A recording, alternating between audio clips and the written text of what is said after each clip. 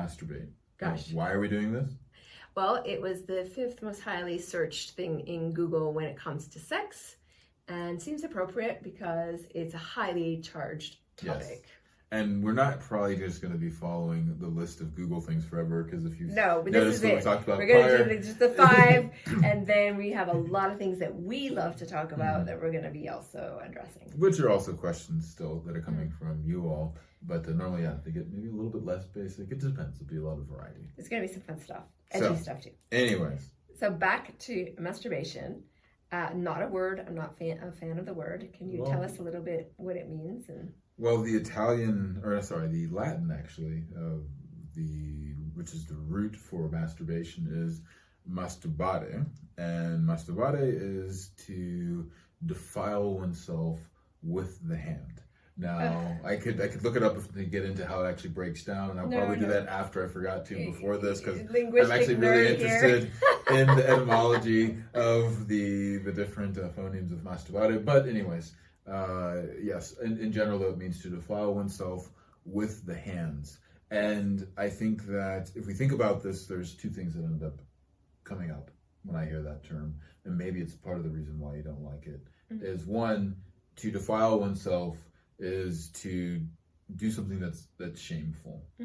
And this is how a lot of people can relate to masturbation, that it is done, you don't speak about it to not even your partner. It's done when your partner's not around. It's done when no one else is around. No one else should even know about it, what and how you do it. These might be some of the most personal things that you keep, and the thing that you fear for when you're having the history of your laptop searched or whatever it may be. Yes, and some people genuinely, they like, how to masturbate was the question. They don't know how, and so they're curious. Clearly they want to. There's a desire to. The whole shame bag thing is like so much, right? But actually to touch oneself is incredibly natural. I remember looking at a study that had done a little bit of videos of, now whether it might be a controversial study, but they, the ultrasounds they do. Oh, babies in utero? Yes, and some were assuming that the movements they were seeing were the babies touching their genitals and then kind of having little spasms. So they were thinking pleasure or orgasm. Now, from a Taoist perspective, that makes so much sense. The reason it makes sense is sexual energy in that perspective is life-giving. It helps you grow and get strong and be vital. So somehow, if the instinct of the human being is to generate pleasure because it knows it's good for itself, it doesn't surprise me that we would naturally be doing that in utero as much as we would have our heart beating and digestion and all these other things that are getting primed in the uterus. Because it's part of a healthy lifestyle. It has multiple benefits to an overall living quality. Yeah, and if you look at, say, like the bonobos, so you have extensive self-pleasuring.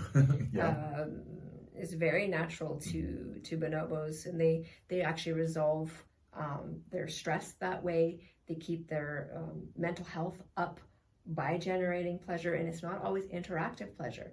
And I think what's lovely about it is that you can do it anytime that you desire in appropriate settings. I'm not saying everywhere, but it's on you. You have the access, so you don't have to be lonely. You don't have to wait for the special person. You don't have to wait for the special opportunity. If you're wanting to generate pleasure, which I think is a beautiful desire, then the ability to do so is right there, pun intended, in your hands.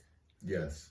And another thing I like you speak a little bit about is the whole beggar's bowl. Maybe explain that a little bit and how that turns into, and how self-pleasuring is a part of that. And we promise you, we will tell you how to masturbate, but we're going to frame it as the art of self-pleasure. Yeah. So we'll get to the how soon. Okay, so as a lover, your primary relationship, your primary lover, your deepest lover is actually yourself. And the reason for that is you're with yourself your whole life. You are the one who's actually generating in your body all sensations, painful ones, beautiful ones, orgasmic ones. And I often say, if I could hand you a bowl of orgasms, I so would love to do that. if I could actually do that, I think I'd go around the world and just hand out orgasms like all day long. I'd be like, oh my God, you need like 10 and you need 30 and well, you need like at least one. And so I think I would really enjoy that. But the truth is one cannot do that. And so orgasm is something that our own bodies generate within its own self. So the beggar's bowl idea is that we're always looking outside of ourselves for fulfillment. That I know many of my students had never touched themselves as children. And then as adults, they're like, no, I don't really want to do that. That's something my lover does to me. And then I ask them, what's the quality of the sex and the connection? It's not always that great. So I really firmly believe that quality time with oneself, how we touch ourselves, how we approach self-pleasuring actually is reflected in how we have sex. Yeah. Okay. So the beggar would always then look for the partner to turn them on, for the partner to get them going, for the partner to give them an orgasm, for the partner to satisfy them, for the partner to make them feel secure, for the partner this, the partner that. And there's so much on the partner that the partners actually can't breathe, right? But we're doing that. If there's two beggars in the room, it's a really empty relationship. Then there's the gourmet plates. So there is a happy side to this. And this is something that we all have access to. And the gourmet plate is simply the result of all the ways in which you cultivate pleasure and self-love and self-respect and all your gifts, your natural gifts, the gifts that you just have in your personhood that you have to offer others without having to bargain. So a lot of women, they will actually do acts of sex in exchange for like little crumbs of love, for example. When you start a deeper self-pleasuring practice where you really honor yourself as the beloved, your own lover, you won't do that anymore because you realize I'm gourmet. Like I'm not going to dish this out just to anybody, and I'm definitely not willing to just get crumbs in exchange for this gold. Yes. Well, so there's two things that come up for me here then. One is if you are in the place of self-generating a lot of pleasure and you're doing this frequently with yourself, then not only are you not a beggar because you are no longer dependent on the other person, but you're actually putting out pleasure that then has a much greater chance of bringing a person into the synchronicity of that pleasure, encouraging them, inviting them in as well. So it becomes very important in both giving pleasure, but also in attracting the kind of person that is also generating pleasure at the same place. So we're touching on a big thing here because to be that gourmet person where you're self-generating and you're magnetic and you're attracting and you're creating what you love, it actually requires some effort. It's not a lot of effort, but it is a choice that we need to make. And unfortunately, it doesn't suit the consumer ideal, meaning that your happiness is something outside of yourself. Your happiness is something you're never quite ever going to attain because you're just not good looking enough, have enough money, young enough, this enough, that enough, right?